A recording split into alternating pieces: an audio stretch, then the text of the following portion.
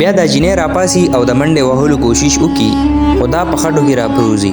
چې په دې کې دانیال له دغه کوره بهر راوځي او چې کله بیټري ووخي نو دغلته ګوري په ځمکه باندې پرته وي. دانیال چې کله وګوري ډېر زیات غوسه شي او تپوس ترې وکړي چې ته دلته څه کې. دا کهاني ده د یو ډېرې مالدارې جینۍ چې دا د خاریې د ټولو نه د غټ بزنسمین لور ده چې د دې نوم میرا دی. چې دا مالداره جینۍ د خپل خاوند کور ته د واده نه مخکې ورغلې وه او د ځان نه یې یو ډېره غریبه نوکره جینۍ جوړه کړې وه. یو ورځ دا مالداره جینۍ په خپل ګران شان ګاډي کې دننه ناسته وي او دې چې کومې ګرانې کپړې اچولې وي هغه کپړې بدلې کړي او زړې شان کپړې واچوي او دې چې کوم ګران زیورات اچولي وو هغه هم ټول لرې کړي په ګاډي کې کښېږدي او خپل اصلي شکل بدل کړي او ځان نه یو ډېره غریبه لاچاره جینۍ جوړه کړي. چې په دې ټایم کې دې ته د خپل پلار رنګ راشي او ورته ووایي چې لورې دا ته څه کې، ته لیونی شوې څه، ته د ښار د ټولو نه د غټ بزنسمین لورې او ته به اوس ځې د بل بزنسمین په کور کې به ځان نه یو نوکره جوړې او دا خو زمانه نه برداشت کېږي. میرا ورته جواب کې وویلې چې بابا هیرا اصلي ده یا دیسي ده، دا خو چې کله جوخ ورشي بیا پته لګي، د لرې نه خو هر یو څیز خشته ښکاري. پلار یې ورته وویلې چې ګوره دانیال زموږ د برابرۍ سړی دی، زموږ شان مالداره او ډېر غټ بزنس دی او په ښار کې ټول خلک صفتونه کوي، خلک وایي هغه ډېر ښه سړی دی. میرا ورته جواب کې وویلې چې بابا صفتونه بیل شی دی او په اصل کې ښه والی بیل شی دی او زه به هغه سره ټوله زندگی تیروم، د هغه بینک بیلنس او پیسو سره نه. او زه زم دا ګورم چې کوم سړی یو مالدار سړي سره په ښکته سر او په نرم لهجه باندې خبرې کوي چې هغه به یو غریبې نوکرې سره څنګه رویه ساتي. بیا دې موبایل بند کو او ځان نه یو غریبه جینۍ جوړه کړله او د دانیال د کور ته را روانه شوله. بیا چې دا دننه راله نو منیجر سره ملو شوله. منیجر ته تپوس وکړ ستاسو نوم دی؟ دې خپل نوم بدل کو، دروغ یې ورته وویلې زما نوم ګوري دی. منیجر ته تپوس وکړ چې تا ته نوکري پکار ده خو ما ته ووایه چې تا له کم کار درځي. دې ورته وویلې چې زه هم جارو کولی شم، لوښي مینځلی شم، کپړې مینځلی شم، دا ټول کارونه کولی شم. منیجر یې ورته وویلې چې صحیح د تا له نوکري در کومه خو په غور سره دا خبره وره چې دا ګوره د دانیال صاحب کور دی او دلته هیڅ قسم غلطي قابل برداشت نه دی او کو کار دې صحیح نو کړې نو بغیر تنها به دې په دیکو باندې د کور وباسو او لاړه شه هلته کښېنه لوښي ووینځه. بیا د مالداره جینۍ راله او د نورو نوکرانو په شان یې لوښي وینځل شروع کړل. په دې کې یو بله نوکره دې طرف ته راله، سلام یې ورسره وکړلو او تپوس یې وکړو چې ته نوې نوکره راغلې یې. نو بیا په غور دا خبره وره چې کار سره ډېر زیاته خواري کوه او ډېر زیات احتیاط کوه. د دې کور چې کوم مالک دی دانیال صاحب هغه ډېر زیات غوسناک سړی دی او د شکل نه چې څومره ښه سړی ښکاري هغومره د هغې نه زیات غوسناک دی.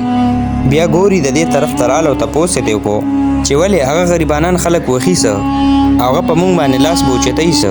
دې بلې نوکرې ورته وویلې چې نه لاس خو نه اوچتوي خو د هغه په سترګو کې چې کومه غوسه وي هغه هم کمه نه ده. دا دواړه خپل منځ کې خبرې کوي چې په دې کې بهر د شیشو د کړساري आवाज راشي. منیجر او د مالدار جینۍ چې کله د شیشو د کړساري आवाज اوري نو زر رامنډه کی او چې وګوري نو په صحن کې د یو نوکر د لاسه د شیشو ګیلاسونه راپروتي وي او هغه ګران ګیلاسونه ټول په ځمکه باندې پراته وي، مات شوي وي. منیجر چې کله دې ګیلاسونو ته وګوري نو دې نوکر ته غوسه شي او ورته ووایي ړوند دی څه،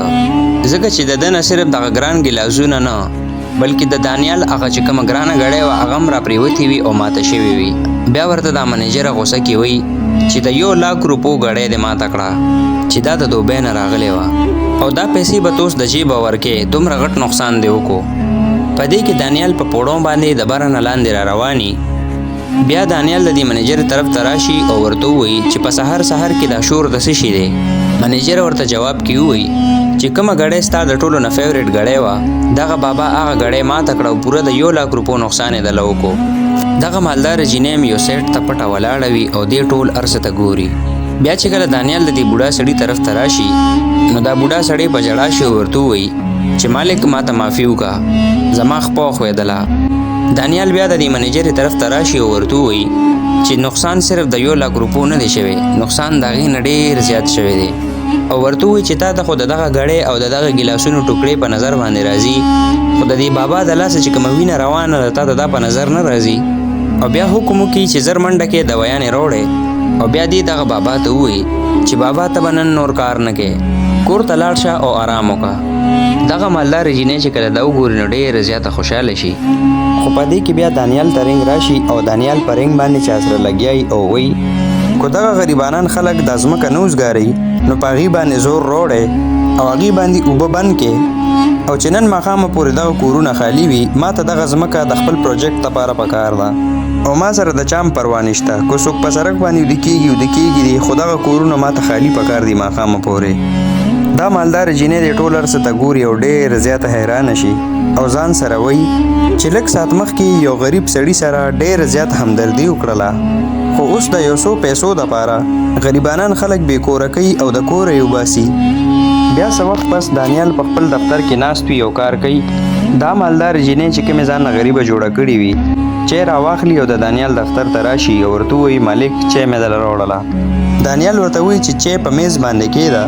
خو په میز باندې چې کوم سور رنګ کې فایل پروت دی دغه کاغذونو له به ګوتې نه وړئ، دا ډېر ضروري دي. بیا ګوري مخکې راشي او چای کېږدي او بیا ورشي قصدن همدغه کاغذونو له ګوتې یوسي کمې نه چې دا منې کړې وه. دانیال چې کله دا وګوري ډېر زیات غوسه شي او ورته وایي چې تا ته ما ویلي چې دغه کاغذونو له ګوتې مه وړه، ته نوکره یې خپل کار وکړه او وځه بهر. ګوري چې کله دانیال په غوسه کې وویني نو ویریږي دی او بهر طرف ته ترې را روانه شي چې بهر منیجره والا مخې له ورشي. دغه منیجره بیا دې ته ډېرې زیاتې بدې ردې ووایي او ورته وایي چې خپل کار سره کار لره ګینې زه به ستا تنخوا کټ کړمه. ګوري ورته وایي چې معافي غواړم او زه به بیا احتیاط کوم، خو ما ته دا ووایه چې دا د دغه غریبو خلکو کورونو کاغذونه پراته وو او مالک د دې کاغذونو باندې دومره ډېره غوسه ولې وکړله. منیجر ورته جواب کې وویلې چې دغه غریبو خلکو د کورونه چې د کم کس په قبضه کې دي هغه کس زموږ مالک لا د کروڑونو روپو نقصان ورکو او زموږ مالک په بزنس کې په چا باندې رحم نه کوي او ډېر تپوسونه مه کوه، ځه لاړه شه په حال کې جارو ووهه. بیا ډېر زیات تیز باران شي. ګوري لاړه شي او فرش صفا کول شروع کړي چې په دې کې وګوري نو یو غریبه ښځه د خپل زوی سره راغلی وي او دغه سیکیورټي ګارډ دغه غریبې ښځې له دیکې ورکوي او د کوره یې بار کړي او ورته وایي چې مالک په کور کې نشته، ته کور ته دننه څنګه راغلی. دغه غریبه ښځه ورته وایي چې زه مالک سره ملاوېدل غواړم او د هغه کسانو زمونږ بجلي او اوبه بند کړي دي. او دا ښځه ډېره زیاته جاړي او ورته وایي چې زما د زوی ډېره زیاته تیزه تبه ده او هسې نه دی د یخنۍ نه مړ شي. ګوري چې کله دې ته وګوري نو دې طرف ته رامنډه کي او دغه سیکیورټي ګارډ ته وایي چې دا ته څه کې رکوټې ماشوم دی بیمار دی او ته دله دیکې ورکې. دې دواړه خپل منځ کې بباس وي چې په دې کې دانیال په خپل غټ ګاډي کې ناست وي او دننه راشي. بیا دانیال د ګاډي نه راکوشي او دې طرف ته راشي او چې کله وګوري نو سیکیورټي ګارډ ته غوسه شي او ورته وایي چې دا غریبه ښځه دننه چا راپرېښوله. دغه بوډۍ ښځه ورته په ژړا شي او ورته وایي چې مالک موږ باندې رحم وکړه او د کور خالي کول لپاره صرف 2 ورځې موږ له راکړه، زما زوی ډېر زیات بیمار دی او په دې باران کې به موږ چېرته ځو. دغه مالدارې جینۍ یو سیټ ته ولاړه وي او دې ته ګوري. دانیال ډېر زیات غوسه وي او دې بوډۍ ښځې ته ووایي چې ما تاسو له مخکې یو میاشت درکړې وه او اوس په تاسو ته یو ورځ هم نه میلاویږي. دانیال دا ووایي او واپس ترې را روان شي. دغه بوډۍ ښځې ورپسې چغې وهي او مینتونه ورته کوي چې مالک صرف 2 ورځې صبر راته وکړه. دانیال د خپل سیکیورټي ګارډ طرف ته راشي او ورته ووایي چې اوس په دې وخت دا بوډۍ ښځه د دې کور نه بار کا او که نن نه بعد د دغه غریب کورونو والا خلک تا دننه زما کور ته راپرېښول نو ستا نوکري به زه ختمه کړم. بیا دغه سیکیورټي ګارډ دغه بوډۍ ښځې او ماشوم له دیکې ورکوي او د کوره یې بهر کړي. ګوري ولاړه وي دې ټول هر څه ته ګوري او ډېره زیاته خفه شي او بیا چې کله مالک روان وي ګوري چغه کي او ورته وایي چې تا ته پیسه د مسلمانۍ نه هم زیاته ګرانه ده مالک، تا کې مسلماني نشته. دانیال چې دا ووري ډېر زیات غوسه شي او واپس د دې طرف ته را روان شي. ګوري ډېره زیاته ویریږي. بیا ته دانیال ته پوښتنه کوي چې تا اوس څه وویلې مسلماني؟ ګوري ډېره زیاته یریدلې وي او ورته وایي چې دغه ماشوم خو ډېر زیات بیمار و او دغه ښځه څومره بوډۍ او کمزورې ښځه وه او بهر دومره تیز باران شروع دی او د دې یخنۍ نه خو به دغه ماشوم مړ شي. دانش ورته وایي چې تا ته داسې ښکاري چې زه یو کلک زړه والا انسان یم او ما کې رحم نشته او زما دومره سخت زړه دی چې یو غریب ماشوم زه مرګ له ورکوم. ګوري ورته جواب کې وایي چې مالک ته اوسه پورې صرف دولت ګټلی دی خو تا چېرته د غریب دوا نه ده ګټلې. په دې کې منیجره رامنډه کي او دانش ته وایي چې دا معاف کا، دا نوې جینۍ راغلې ده دا لا نه پیږي. او بیا دا منیجره د ګوري د لاسه کلکه ونیسي او ورته وایي زه د دې ځای نه دانیال ورته وایي صبر وکړه. بیا دانیال دې ګوري ته وایي چې تا ته څه لګي چې ستا د 2-3 اوښکې به د دغه غریبانانو خلکو مدد وکړي. مسلماني دا نه ده چې خلک خوږې یو څو خبرې وکړي. او ورته ویلې که نن زه د دغه غریبانانو خلکو کورونه وران نه کړم او خپل پراجیکټ روان نه کړم نو ما سره چې کم په زرګونو مزدوران دي د دې ټولو نوکري به ختمه شي او بیا به د دې مزدورانو بچي د ولږې نه مړه شي. اوس ته ماته ووایه چې دا به مسلماني وي. ګوري ورته وویلې چې دا خو صحیح ده خو د دغه بیمار ماشوم او د دغې بوډۍ ښځې به څه کېږي؟ ستا کاروبار د یو ماشوم هلک د زندګۍ نه هم ښه شو. دانیال ورته وویلې چې ستا سوچ صرف هغه ځای پورې کار کوي کوم ځای پورې چې تا ته هر څه په نظر باندې راځي د هغې نه اخوا ستا سوچ کار نه کوي او ته نه پوهېږي. او دا خبره یاد ساته چې ته زما په کور کې زما نوکره یې بیا زما په فیصلو کې را نه شي او که بیا دپاره زما په کارونو زما فیصلو کې رالی نو په هغه ټیم به ستا نوکري ختمه کړم. بیا دانیال دا ووایي او په غوسې باندې به روان شي. دغه مالداره جینۍ دغلته ولاړه پاتې شي او ډېره زیاته حیران او ډېره زیاته خفه وي او بیا ماسوتن کې ځان سره لګیا وي خبرې کوي او ځان سره وایي چې بابا ما ته زما د سوالونو جواب میلو شو. کم انسان چې په یو غریب بیمار ماشوم باندې رحم نه خوري نو داسې انسان زه کله خپل خاوند نشم جوړولی. او بیا ځان سره وایي چې څنګه سبا سحر شي نو سحر وختي به زه د دې کوره ځمه او دا کور او دا رشته به زه د همیشه دپاره پرېږدمه. بیا دا د نیمې شپې ټیم وي چې د دې غوږ ته د ګاډي د شور اواز راشي. بیا چې دا بار روزي او وګوري نو دانیال د نیمې شپې په ګاډي کې ناست وي او بهر طرف ته روان وي. دا حیرانه شي او ځان سره وایي چې دانیال د نیمې شپې بهر څه کوي. بیا ګوري د دې ګاډ طرف ته راشي او تپوس ترې وکړي چې دومره د نیمې شپې دانیال چېرته لاړه. سکیورټي ګارډ ورته وویلې چې ما ته خو دا پته نشته خو دا خبره ده چې په کومه ورځ مونږ کره کله څوک غریب خلک راشي نو په هغه شپه مالک خپل ګاډي راوالي او د نیمې شپې بغیر وینا د کوره یوازې بهر طرف ته وځي. ګوري دې تپوس وکړي چې مالک چېرته ځي. ده ورته ووایي چې ما ته خو صحیح پته نه لګي خو دومره راته پته ده چې دغه د غریبانانو خلکو کور طرف ته دی ورتاویږي. ګوري چې دا ووري ډېر زیاته حیرانه شي او ځان سره وایي چې د دغه غریبانانو خلکو کورونو طرف ته دی ځي نو چېرته دغه غریبانانو خلکو باندې دی د شپې ظلمونه خو نه کوي. او بیا ځان سره وایي چې زه به اوس د ده شاته ورځمه او زه به دا ګورمه چې دا سړی په حقیقت کې څومره خطرناک دی. بیا دا چترۍ راوالي او رامنډې وخي او دغه د غریبانانو خلکو کورونو طرف ته راشي. او بیا چې دا وګوري نو د دانیال ګاډي د یو غریبو خلکو کور مخې ته ولاړ وي. بیا چې دا مخکې راشي ډېره زیاته حیرانه شي. دا چې کله کړکۍ کې وګوري نو هماغه غریبه ښځه کوم چې ده د کوره بار کړی وه لګیا وي د دانیال شکریه ادا کوي او ورته وایي که تا زما د زوی علاج نه کړی نو نن به زما زوی مړ شوی و او ستا د مدد په وجه باندې زما زوی له خدای پاک نوې زندګي ورکړله. دانیال ورته وویلي چې تا ته ما څو ځله ویلي دي چې زما خپې مه ښکلوه. زه خو د الله تعالی یو عجز انسان یم او زه هغه کوم چې یو مسلمان له کول پکار دی. دا بوډۍ ښځه دې تپوس وکړي چې مالک ما ته دا ووایه چې ته خلکو ته ځان دومره ظالم ولې شو کې د خلکو په مخ کې خو تا مونږ له دیکې راکړې او د کوره دې ویستو او د شپې دې په خپله ګاډي کې ډاکټر راوستو زما د زوی علاج کې. ګوري کړکۍ کې پټه ولاړه وي او دا ټولې خبرې اوري. دانیال دغه بوډۍ ښځې ته جواب کې وایي که چېرته زه د خلکو په مخ کې تاسو سره او دې ټولو غریبانانو خلکو سره کم چې په دې کورونو کې اوسېږي که دې سره زه خپله همدردي ښکاره کړمه او که چېرته خلکو ته دا پته ولګېده چې زه دې ټولو غریبانانو خلکو له کم چې زه د دې کورونو نه وباسمه دې له په خپلو پیسو باندې زه نوي کورونه جوړومه نو زما دشمن ته به دا موقع میلو شي او هغه به بیا دې ټولو غریبانانو خلکو له نقصان ورکړي او مړه به یې کړي. ګوري بهر ولاړه وي او چې کله دا خبرې ووري نو ډېره زیاته حیرانه شي او په ژړا شي. دانیال دغه بوډۍ ښځې ته ووایي چې زما په کور کې او زما په دفتر کې په هر ځای کې زما دشمنانو جاسوسان پرېښي دي او په دې وجه زه د غریبانانو خلکو سره د خلکو په مخ کې سخته رویه ساتمه او د خلکو په مخ کې مې ځان نه ظالم جوړ کړی دی. او که چېرته نن سهار ما ستا مدد کړی او تاله مې پیسې درکړې وي نو نن ماښامه پورې به زما دشمن ستا کور وران کړی و او مجبوراً ما د خلکو په مخ کې ته بې عزته کړې صرف د دې دپاره چې بیا زه پټ پټ راشم او ستا مدد وکړی شم. بیا ډاکټر وویلې چې صیبه د ماشوم تبه په کمېدو شوه.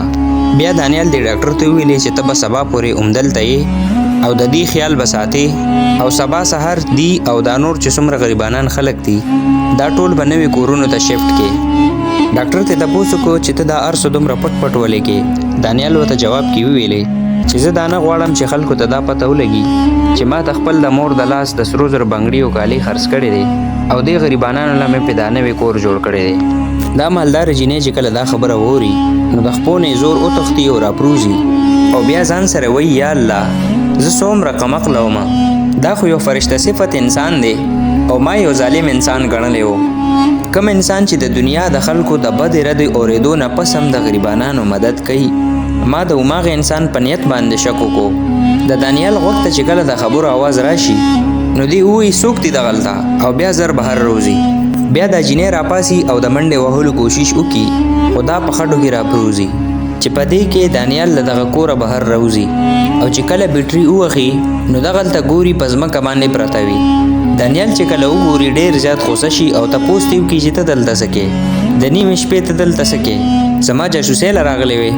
او دانیال ډېر زیات غوسه وي او په ډېر غوسه باندې ورته ووایي که ته چېرته زما جاسوسانو زما جاسوسۍ له رالیږلې نو زه به تا ژوندی پرېنږدمه ریشه ریشه راته ووایه ته څوک یې ګوري په جړا شي چې د دې اصل نوم میرا وي او په جړا جړا ورته ووایي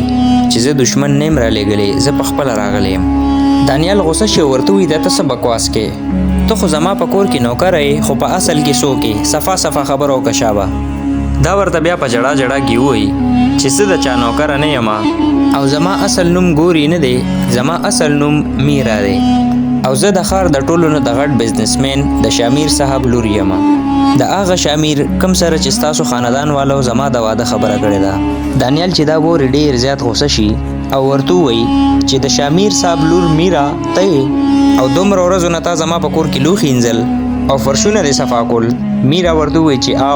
او ما ته معافي وکړه زما پلار چې کله ما ته ستا د رشتې باره کې وویلې نو زما پلار ما ته ستا د دولت ستا د کاروبار او ستا د رتبې خبره وکړله خو زه واده څه پیسو سره خو نه کومه او ما دا کتل غوښتل چې تا سره پیسې خو ډېرې دي خو تا کې انسانیت او مسلماني شته او که نه او ما دا کتل چې کم الګ ته یو مالداره کورنۍ سره په دومره په تمیز باندې خبرې کوي چې د داسې الګ به د یو نوکرې سره څنګه رویه وي دانیال غوسه شو او ویلې چې تا ما ته زما په کور کې دروغ ویلې او د دروغو کهانیانې دې جوړې کړې او زما جاسوسي دې کوله او زما د مسلمانۍ امتحان دې اخیستو ما چې نن سهار ته وکتلې چې تا هغه بیمار ماشوم او هغه کمزوري بوډۍ ښځې له دیکې ورکړلې او د کوره نه بهر کړله نو ما ته داسې ولګېده چې ته یو سخت زړه والا او یو لالچي انسان یې او زما په زړه کې تا سره نفرت پیدا شو او ما دا اراده کړې وه چې نن د شپې به زه ستاسو کور پرېږدمه خو چې اوس زه دلته رالم او په کړکۍ کې ما تا ته وکتل تا د خپل مور کالي خرڅ کړل او دې غریبانانو له دې کور جوړ کو او د دې غریبانانو خلکو دپاره تا خپل بزنس پارټنر سره هم دښمني وکړله دانیال ته خو ډېر نیک انسان یې دانیال غوسه شو ویلې چې بس چپ شه بله یو خبره مو نه کې او تا ته داسې لګي چې تا ډېر د بهادرۍ کار کړی دی تا خو زما د انسانیت او زما د مسلمانۍ امتحان واغشتو خو بل طرف ته ته دا نه ګورې چې د کمې رشتې شروعات د دوکې او د دروغو نه وشي نو دا رشته به وروستو څنګه چلیږي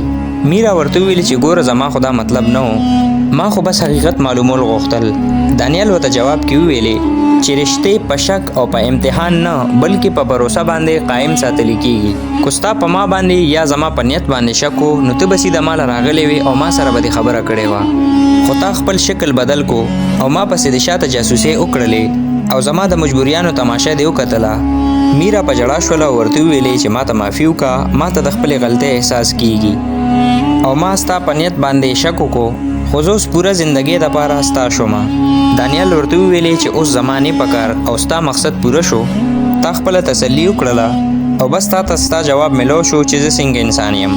خو نن شپې ما ته هم زما جواب ملو شو میرا ورته وویلې چې څه مطلب دانیال ویلې چې دا مطلب دی چې زه هغه جینۍ سره واده کلم نه کومه چې هغه ما باندې ذره برابر بروسه هم نه کوي او هغه زما د حقیقت معلومولو دپاره دروغ وایي او ما پسې شاته جاسوسۍ کوي او دا رشته دلته اوس په دې باران کې ختمه شوله او زه خپل کور ته بیا دانیال ګاډي ته وخته چې کله روانېده نو میرا دانیال خواته راله او ورته ویلې چې مهرباني وکړه داسې مه کوه او ما له صرف یو موقع راکړه دانیال غوسه شو او ګاډي روان کو لاړو میرا ډېره زیاته خفه وه او ډېر زیات یې وژړل او بیا کور ته لاړه بیا یو هفتې پس دانیال دغه غریبو خلکو له د نوې کور چابیانې ورکړلې او ټولو غریبانانو خلکو یې ډېره زیاته شکریه ادا کړله او ورته ویلې چې تا نن زمونږ غریبو خلکو او د بې سهاره خلکو مدد وکړو او موږ له دې پوخ کور راکو او بیا د خدای پاک نه دعا وکړله چې یا الله دانیال نور هم ډېر زیات کامیابه کړي دانیال دې غریبو خلکو ته وویلې چې دا کورونه ستاسو شول او اوس څوک هم تاسو د دې کورونو نه نشي ایستلی او نه تاسو ته څوک نقصان درکولی شي. بیا چې په دې کې کله دانیال وکتل نو هغه مالدار جینۍ میرا د خپل پلار سره راغلی وه، شاته ولاړه وه. بیا دانیال مخې ته راغی او ورته وویلې چې میرا ته دلته څه راغلی او ما هغه شپه خپله فیصله تا ته صفا صفا اورولې وه. میرا ورته وویلې چې زه د هغه خبرې دپاره نه یم راغلی. ټیک ته ما سره واده نه کول غواړې نو مه کوه،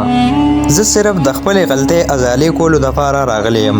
بیا دا مالدار سړی د دانیال طرف ته جوخ رالو او ورته ویلې چې ما ته میرا ټوله خبره ریشه ریشه وکړله او د ډیرو کلونو نه زه د دې ښار د ټولو نه غټ بزنسمین یم او مونږ همیشه په ځمکو کې ګټې کړي دي، خو د غریبانانو دپاره قرباني څنګه ورکړی کیږي دا تا مونږ ته وښول او ستا د کاروبار شریکدارو ټولو ستا نه بایکاټ کړی دی او ستا چې څومره نقصان وشو د دغه ټول نقصان پوره کولو دپاره زه راغلی یم او دا چې زما لور نه کوم غلطۍ شوې دی صرف د هغې د ازالې دپاره داسې کوم. دانیال ورته وویلې چې ما ته په خپل کاروبار کې د چا خیرات یا د چا همدردي نه ده پکار او که زما نقصان هر څومره شوی دی زه به پخپله د خپلو حالاتو مقابله وکړی شم. په دې کې میرا مخې ته راله ورته وویلې چې دانیال دا خیرات نه دی او نه دا پتا باندې څه احسان دی او تا خو هغه شپه ما ته ویلي وو که نه چې رشتې په بروسې باندې قایمیږي، په شکونو او په امتحاناتو باندې نه. هغه شپه ما د ځان نه نوکره جوړه کړې وه او ستا په کور کې مې ستا د مسلمانۍ امتحان اغشتلو او زه اوس د هغه غلطۍ د ازالې دپاره راغلی یم او زه ستا په کاروبار کې ستا مدد کول غواړم. دانیال ته تپوس وکړو چې ته ولې داسې کې؟ میرا ورته جواب کې وویلې چې کوم انسان د دنیا د خلکو بد رد اوري او تر دې چې خپل کاروبار کې نقصان اخلي صرف د دې دپاره چې د دې غریبانانو مدد وکړي نو په داسې انسان باندې باروسه کول څه ګرانه خبره نه ده. او ورته ویلې چې ما خو اول په تا باندې باروسه نه وه کړې او ته په هغې باندې زما نه خفه یې او زه دا غواړم چې ستا خفګان ختم کړم او ستا زړه زما نه خوشحاله شي. دانیال ورته وویلې چې د زړه مثال د شیشې په شان دی، یو ځل چې دا مات شي نو بیا د دې سمیدل ډېر زیات مشکل وي. میرا ورته وویلې چې زه به خپل کوشش وکړم او چې دا هر څومره مشکل وي زه به یې برداشت کړم، خو زه تر هغې تا نه پرېږدم تر څو چې ستا خفګان ختم شوی نه وي او ستا زړه جوړ شوی نه وي. بس اوس ما ته صرف یو موقع پکار ده چې زه تا سره څنګ په څنګ ودرېږم او ستا کاروبار کې ستا مدد وکړم. بیا ورته دانیال وویلې چې ټیک ته سبا 9 بجې دفتر ته راشه او ما چې کوم نوی پروجیکټ شروع کړی دی هغې کې ما ته د یو قابل انسان ضرورت و او زه دا کتل غواړم چې ته صرف په خولې باندې خبرې کې او که په حقیقت کې ته زما مدد کولی شي.